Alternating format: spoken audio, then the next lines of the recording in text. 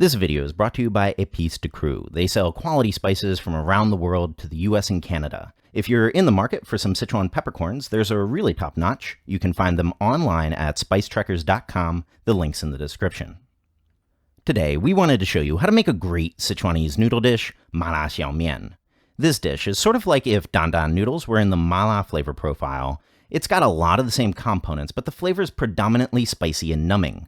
For a Xiao Mian, you're looking for a good bit of soupy sauce on the bottom, but just enough that it'll still completely combine with the noodles after mixing. To make that sauce, though, you'll need some stock. If you're new to Chinese stocks, check out our stock making video up here. A simple home-style stock would work great, and you could probably even use a plain unroasted Western-style stock in a pinch. So right, the ratio for that sauce is 5 parts stock to 1 part light soy sauce to 2 parts you chili oil. Unlike Dan Dan noodles, which uses hongyou, red chili oil, this guy opts for you, which is convenient because it's like 100 times easier to whip up. To make it, first heat up 60 grams of oil, preferably caiziu if you can find it.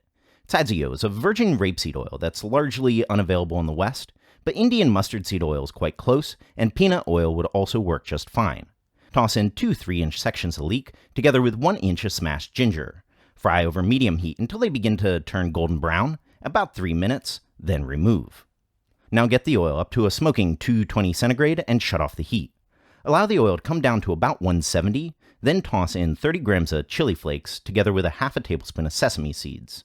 If you've been following this channel, this method for making you chili oil is slightly different than what we've done before. You could use either approach, but this one will make for a slightly spicier end result. Fry for about a minute with the heat off, take it out, and you've got yourself some chili oil. Now we'll be making 2 servings today, so besides the sauce, we'll be topping these with 10 grams of peanuts, toasted over medium-low heat for about 3 minutes till lightly blackened, then pounded in a mortar and peeled. 10 grams sliced scallions, 10 grams Sichuanese yatsai, toasted over very low heat for 1 minute, and we actually just used the residual heat from toasting the peanuts. 10 grams sesame paste, and as far as I know, tahini paste is basically the same thing. 10 grams untoasted sesame oil, and you could also use toasted. 2 cloves of garlic, smashed, then pounded in a mortar till it's about this consistency, and 4 grams of Sichuan peppercorns. Now, for this dish, you'll really want some quality Sichuan peppercorns. It's gotta be numbing, so if you tasted yours, your mouth should feel obviously tingly when you chewed it. But regardless, take your peppercorns and toast over medium-low heat for about a minute or 2. The peppercorns will be done once the surface is slightly blistered and you can see tiny little oil splotches on your pan. Grind them into a powder, and your Sichuan peppercorns are good to go. So now to prep each bowl. For each bowl, add in 50 grams stock, 10 grams light soy sauce, 20 grams of your chili oil, 5 grams sesame paste, 5 grams sesame oil, half teaspoon sugar, 1/8 teaspoon salt, 1/8 teaspoon MSG, and an optional 1/4 teaspoon of dark Chinese vinegar.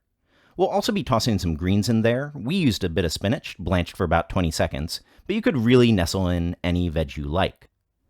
Now for the noodles. This was 200 grams of fresh alkaline noodles, 100 grams for each serving.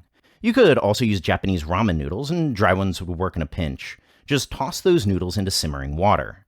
If you're using dry noodles, just make them according to the package, but cook those till just past al dente, which was about 4.5 minutes for us.